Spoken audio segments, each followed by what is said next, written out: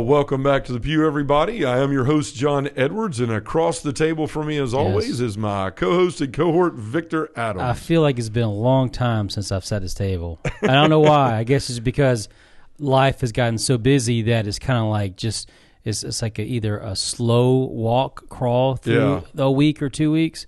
But I'm glad to be back here, man, and get back at the table and talking about stuff. Yeah, I'm glad to have you back, too. You know, you were on vacation a while back, so that may be part of it. But then, you know, we're just busy. It's summertime. Mm-hmm. Kids are doing stuff. You got family stuff with your mother-in-law at the house and all those things. And it's been crazy in the ministry because we were in between help. So it's been hard to find time to get in here. But I'm so gracious, you know, that you have worked it into the schedule, seriously, because I know you got a lot going on. And we both want to make sure that we're continuing to get this out there to help people. So glad you're in here today, my friend, and glad to be talking about what the Lord has us talking about here in a minute. But, you know, first I wanted to just say we have some upcoming events here. Actually, this coming weekend, I'm going to be in Boise, actually up in the mountains a little north of Boise. We're going to be whitewater rafting and up at Camp JP2 doing a men's leadership summit training. So Jay Wanacott of the Diocese of Boise up there has invited me in. We're going to have a bunch of leaders up there. Going to be talking to them about how to start and lead amazing small groups for men and hopefully go back into those parishes and help them get everything situated and started up there after that weekend. So if you're in that area, you can look up that on the Diocese of Boise, and there's still room if you want to register and join us. It's going to be a great time. It's a Friday to a Sunday.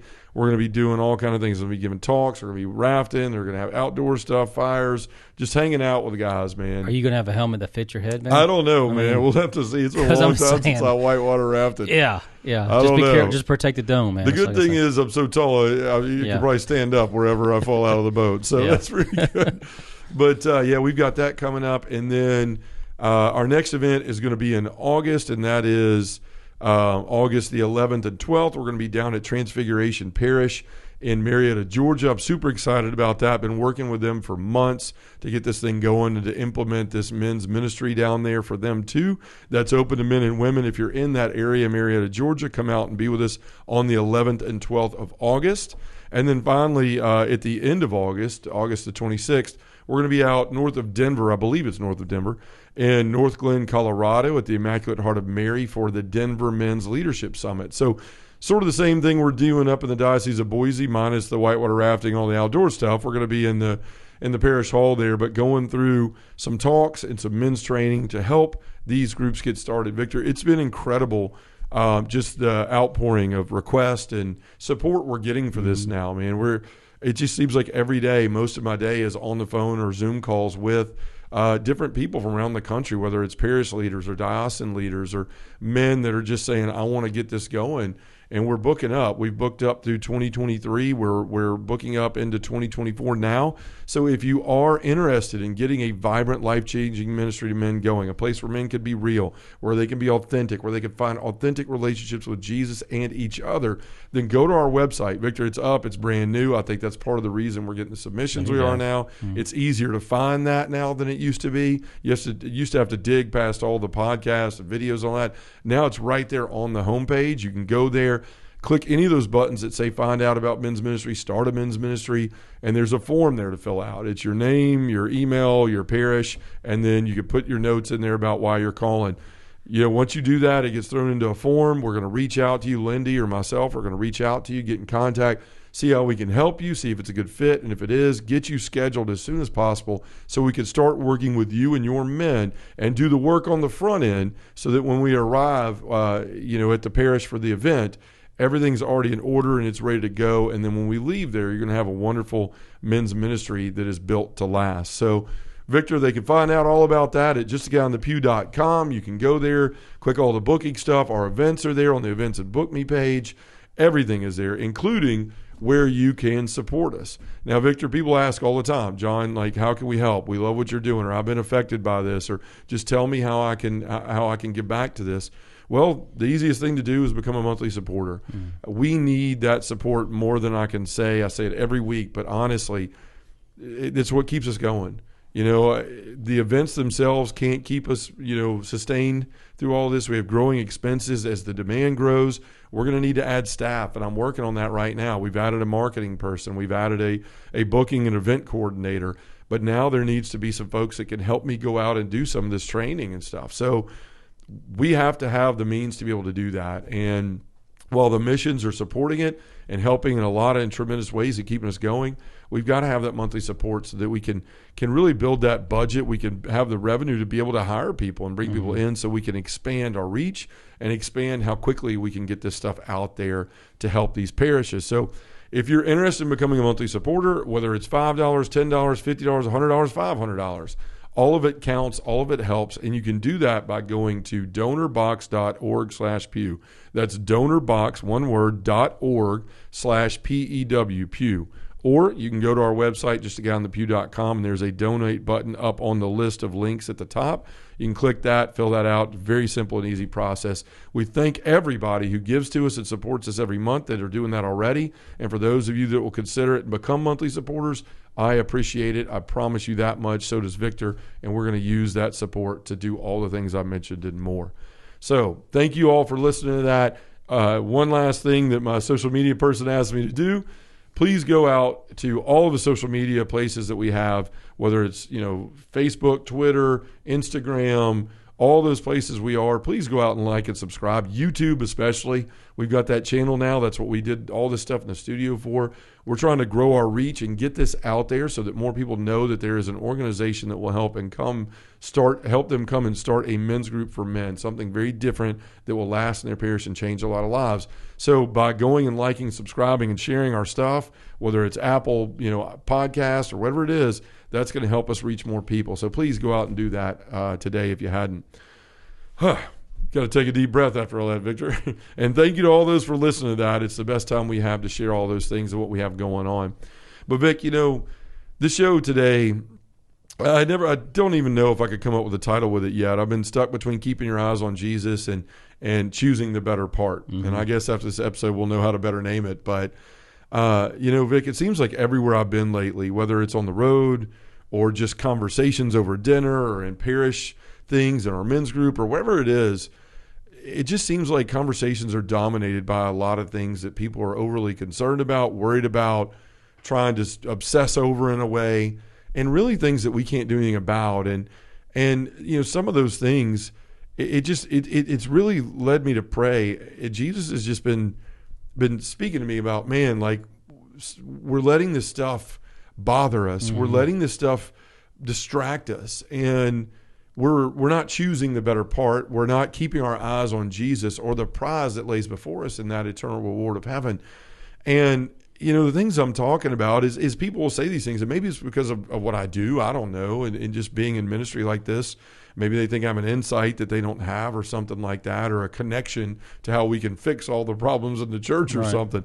But, people are like, John, what do we do about this? What do we do about that? And some of these things are like, hey, did you hear about the priest that got silenced, or the priest that's been removed from the priesthood because he was speaking out? Or, have you heard about the bishop that's getting visits from the Vatican in Rome because he's speaking out? Or have you seen where this political party's trying to do this or that, or, it just goes on and on. The trans movement, this and that, and this and that. And the Pope said this. Can you believe the Pope said that? Or the Synod's going to do this, and the Synod on Synodality is going this direction. They're trying to place these type of people on there. And what are we going to do about it? Are you a TLM guy, or are you a Novus Ordo? And it's like, I just want to go, I'm a Jesus guy. Yeah. Like, that's what I am. And ultimately, all the things that you're bringing up and you're mentioning are things that, yes, we need to be concerned about.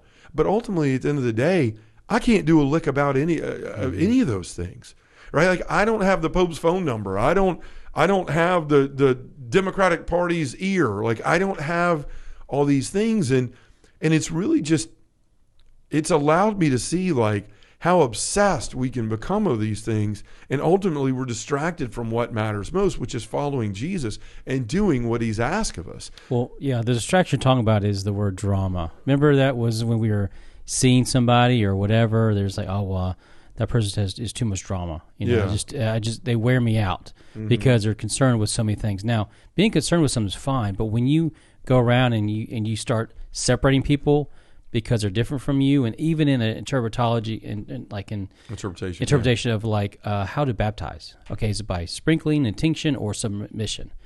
fully submerging the child, or as an adult. So that has broken up the Protestant church in multiple ways. Sure. So let's not do that in the Catholic Church. Okay, we have our disagreements, but let's not break away, or let's not try to like push people in a corner saying, you are so far from us, you shouldn't be with us, Right. And going back into like the early church, remember like the biggest conflict was what? The Gentiles coming in, right? Converts like us coming in, right? We have a way of what we love to worship, right? And sometimes we love, organ, and sometimes we like the acoustic guitar, and so everyone has their taste of influence of what makes them feel closer to God in worship. Sure. That's good, right? But the thing is, with the other church, the people are saying, well, these Gentiles coming in, they're not circumcised. They should be circumcised. And then what did Paul and Peter and all them say? Yeah, well, Peter argued with Paul at first about it too, but yeah, they're going back and forth because no one really thought about this, Sure. So, like I said, there was started to become a division of like, and they finally said, okay, this is what we're going to do. All right, don't eat meat sacrificed to idols, and don't drink blood. Yeah. Period. That's it. This is simple it down to that. That's what separates us from the pagans. And I think we need to kind of go back to where the small little differences that kind of get us all upset about it, we need to really just take a step down, back up and say, is God's movement in this? Yeah. And realizing some of these things, what can you do about them? Like the stuff about what the Pope has said, or what this part of the church is trying to, or this agenda is being pushed by these people. It's like, okay, and at the end of the day, that's going to continue to happen.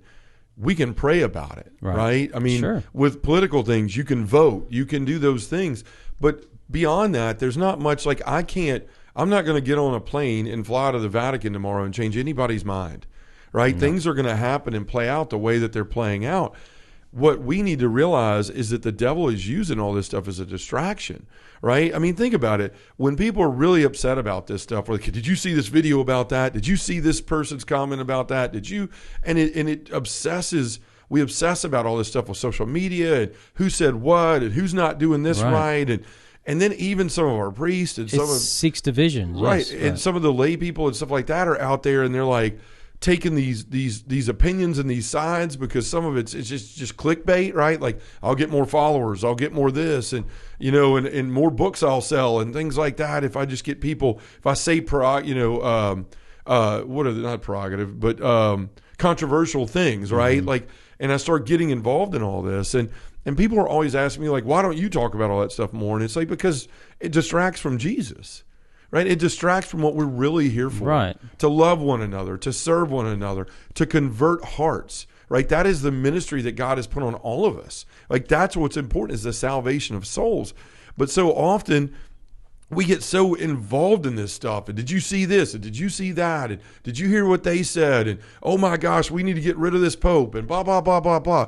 But at the end of the day, all we're doing is obsessing over this stuff, and it robs us of our peace and of our time. Right? Think how many times that we get obsessed about stuff, and you talk about it like 6 times a day to 6 different people. Mm-hmm. And if you add up that time that you spent talking about that thing because you got angry with your obsession or your distraction of it, I can't believe they did this. You want to go scream it from the mountaintop.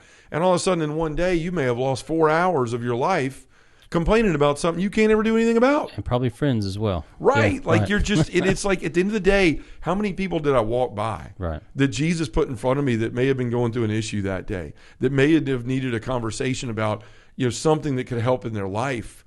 How many opportunities did we miss?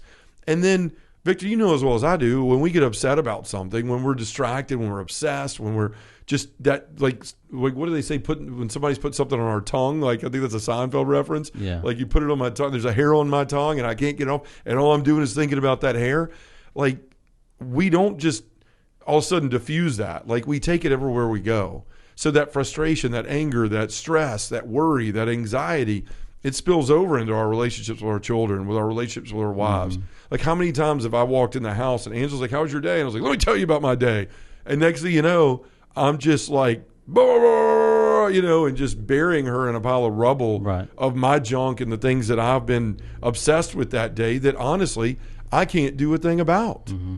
And so all of a sudden I just get these images of the devil like sitting back and just laughing, right? Just like rolling on the ground and kicking his heels and going, "Look what I did again today." Instead of the things that Jesus had on the plate for them today, I've managed to get them off in right field. He's down a rabbit hole. and we do it so easily. Like even this weekend, Angel and I and the kids were driving to a family reunion. We were going up I-40, towards Nashville, and there was a section of the interstate that all of a sudden we came up on, and it looked like it was going to rain, but it hadn't yet.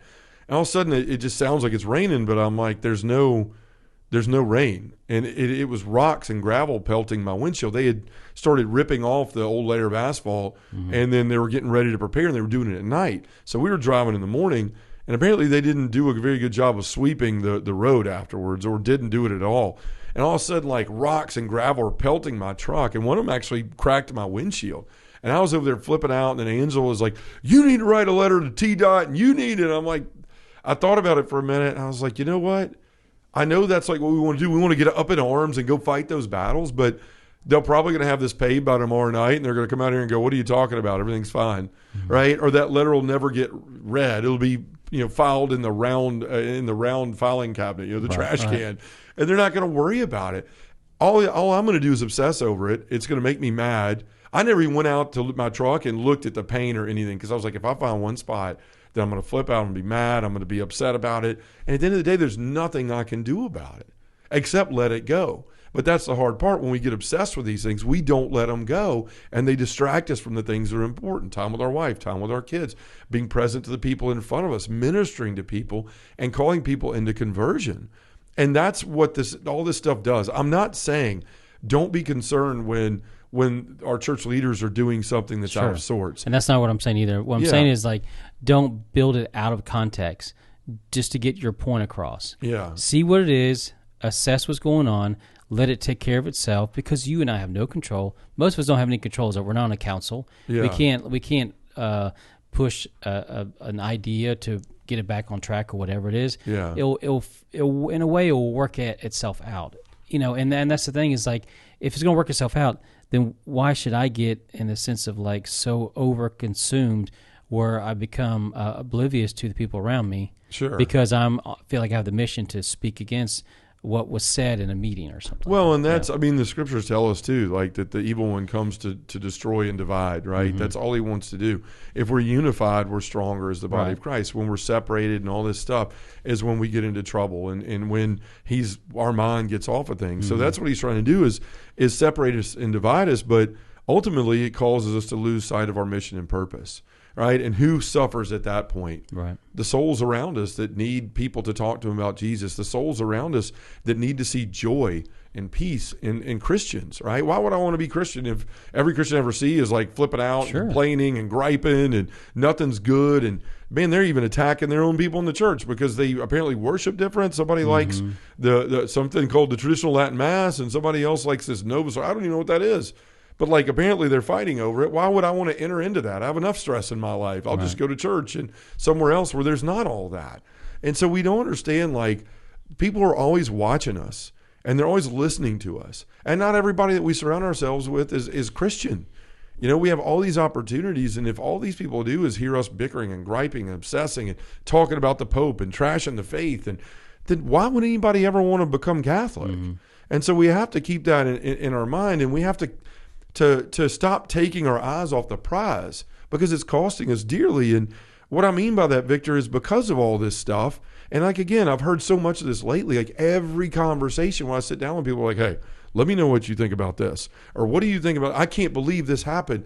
And I'm just like, I just wanted to come and eat dinner and enjoy dinner with people who love Jesus and talk about like what's going on in your life and how we can be friends and all those things, not like this tirade of everything you hate about our church.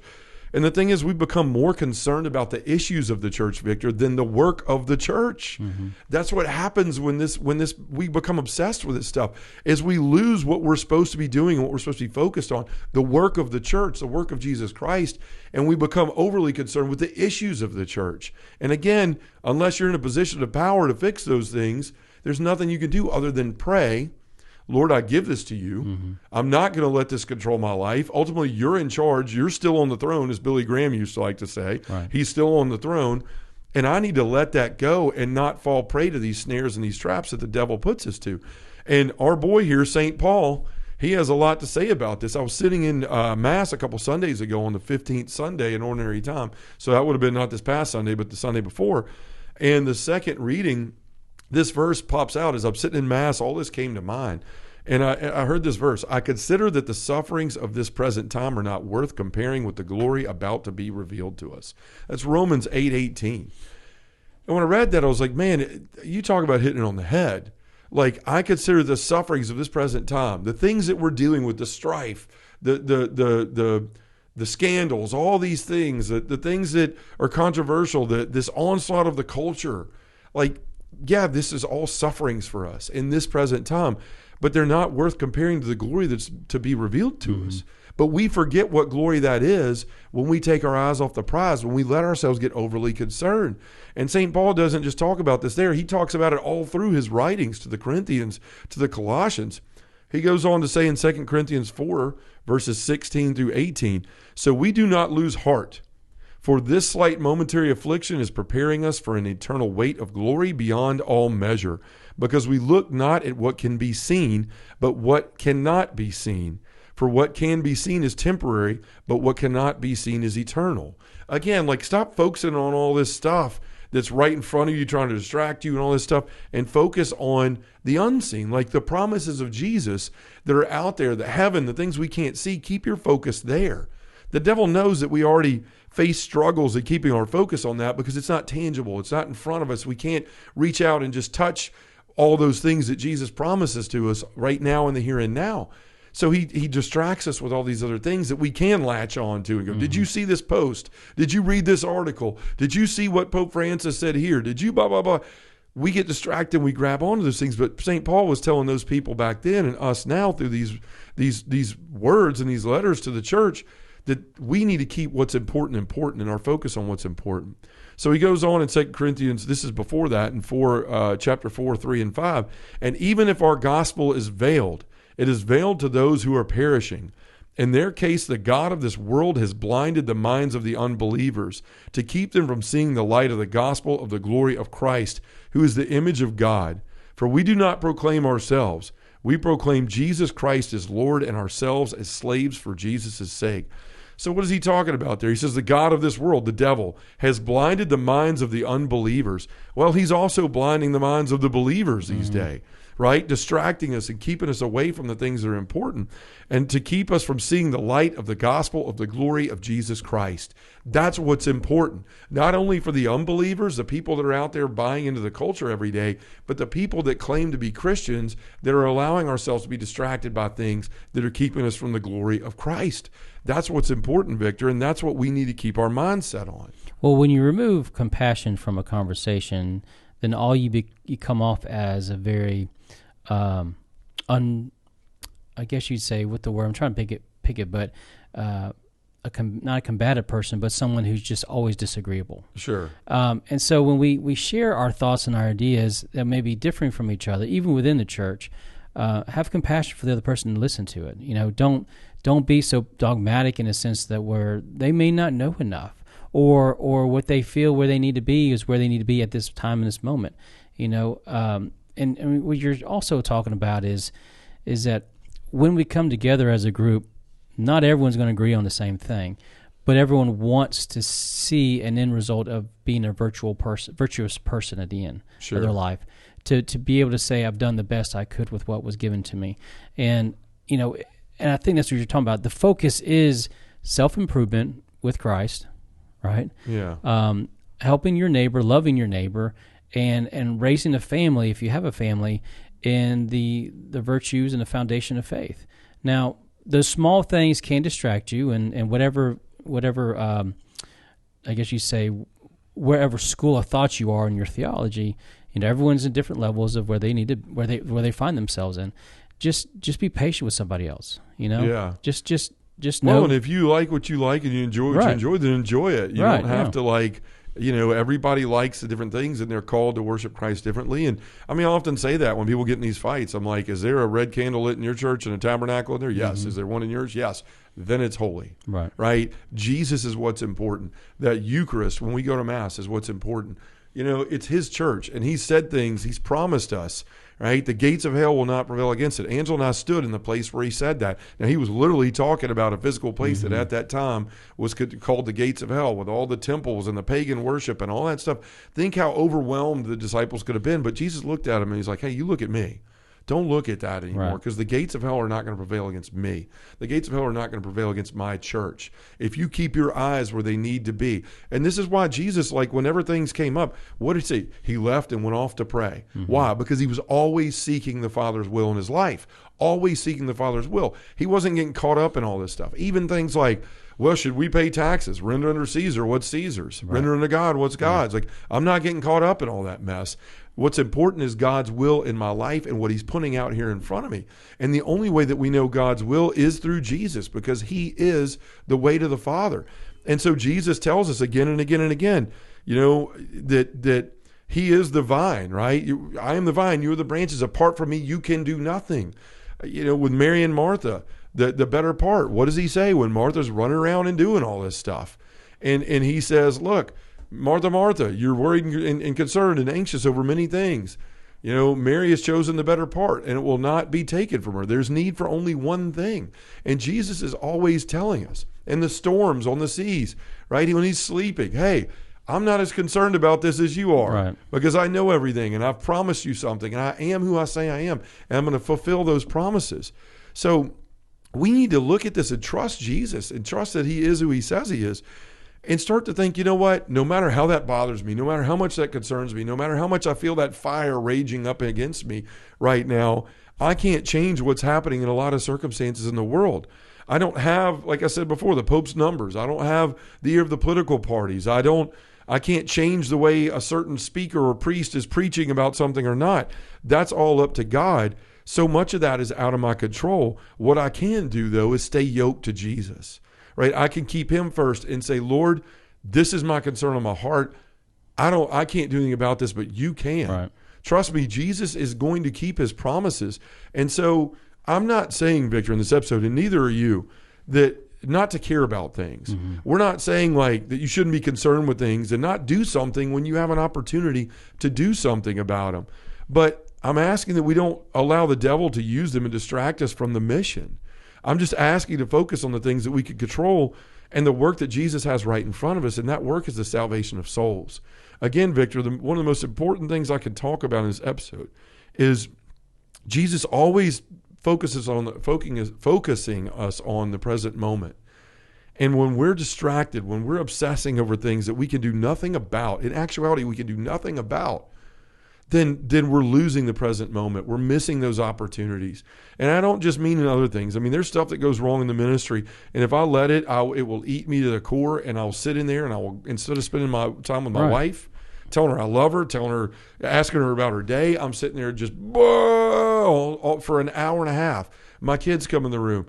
Dad, can we? No, I'm busy. No, I'm angry. No, I'm losing time with my children and with my wife and with people around me that God has placed them in front of me to be able to minister to them. And this is ultimately what I'm talking about, Victor. And I know I can't be the only one that struggles with this, right? I mean, it's just, look, we're going to have issues in the church. We're going to have things that we're going to struggle with decisions made by people, with things that are always going to be trouble. We're a family, and families have disruptions. They have disorientations. They have arguments. They have all those things. But the fact is, don't let those things become the center of our life. We have to let Christ become the center of our life. And so how do we do that, right, Victor? I mean, and you're welcome to throw some stuff in here too. The first, I would say, we got to keep our eyes on Jesus. Are we waking up each day and asking Jesus what he wants from us? That's what I ask all these people. Like, when you woke up today, did you even talk to Jesus and say, Lord, what do I need to be concerned with today? Like, what do you need me focused on? What is your will today in my life? If we're not doing that, then we're losing the battle before we start. Like, we need to be asking Jesus for our marching orders every day and ask him, what are the things I need to be concerned about today? What are the things I need to be focused on? Because if we don't, and we allow the world to dictate those things to us, then we're never going to do anything that Jesus wants us to do, and we're going to be a bunch of miserable, angry people all the time in our life. 2, pray for the things that concern you. That's the one thing you can do. Take it to prayer. Lord, the Pope said this today. Lord, this priest did this today. Or they're trying to silence this. Or the political party that I don't like is trying to do this. Offer it up to Jesus. This is my concern. This is my worries. I can't do anything about it, but you can. So I'll offer them to you. And if it's your will, then you do something about it. And then let it go. Go to him and tell him, give it to him over in prayer, and then let him have it. Let it go. And trust in him. That would be the other thing I would say. He said the gates of hell will not prevail against it, meaning his church, meaning his way, his will, what he desires for us. You have to believe in that and focus on the things that you can affect. If there are some things out there you can do, if you're wealthy or something you can give to the pro-life movement or to certain things that help influence these things that we're talking about, good, do it. But, you got to find out, is this something I can affect? Is this a good use of my time? If it is, then good, go put yourself into it. If not, then give it to the Lord and move on. And then finally, it's about discernment. Mm-hmm. Discern where you can be of help with issues and what you can do. And if there's something you do, take action and thank God for the opportunity he gave you to help. But beyond that, Victor, that's what I got for people. Right. What do you have any final thoughts here? The generational thoughts are shifting and different. My parents, thoughts of what should be done is different from what our generation thinks should be done, as well as my daughter's and your daughter's generation thinks should be done. So even though with age and process and life experience, you develop kind of like a sense of proper way of thinking and sorting thoughts and also how faith comes to you in that manner. If a child, say a teenager comes in, probably not dressed the way you want to, just be calm. They're there. They're there worshiping God, right? So I think we all have to be very careful about being the nitpickers in our church, in our community, and just be thankful that people are seeking God in their way. Right. And then eventually when they get to the point where they're more understanding of who God is and what Christ is in their life, then they too should be a pillar of the community. But if we chase them off, they'll never be there. Well, and the thing is, we're not saying sit on your hands, don't care, don't protect the church. Nobody's saying that stuff. What we're saying is be very discerning about what the Lord is calling you to do, and give it to him in prayer. There are so many things that, I cannot tell you how much peace I have in my life, Victor, sometimes when people start that stuff, and I'm like, man, I am glad that the Lord has shown me over time that I don't have to let that control my life. That he's going to take care of that. He is who he says he is. He sees these storms, and he calms the storms in his time, not our own. And if we remember that and quit trying to play God in our own life and allow God to be God, then we can walk through our life a whole lot more peaceful and find that we can assert ourselves in the places where he's called us to mission and where we can have the impact that he wants us to have. At the end of the day, that's what we need to focus on. Jesus, what do you want from me? How can I do that? And put me in situations where I can do that. You stay there, you find peace. You go to these other places, you find distraction and obsession. Right. So again, the one thing we can do about this is to give it to Jesus. So that's what we're going to do right now. Again, before we pray, I just want to say thank you to all you folks that are listening, that are supporting. Please go out and like and subscribe to our YouTube channel, to all the stuff on social media, so we can get the word out there and other people can enjoy this the way that you do. So Victor, let's take this to prayer. In the name of the Father, and the Son, and the Holy Spirit, amen. Lord Jesus, we all know that there are many issues in the church and in the world today. Many of these issues are out of our hands and out of our control. Help us to pray for the things that concern us and keep us from allowing the devil to use them to distract us from your mission. And Lord, if we ever feel ourselves becoming overwhelmed and obsessed by things that are out of our control, remind us that there's need for only one thing and help us to choose the better part. In the name of the Father, and the Son, and the Holy Spirit, amen.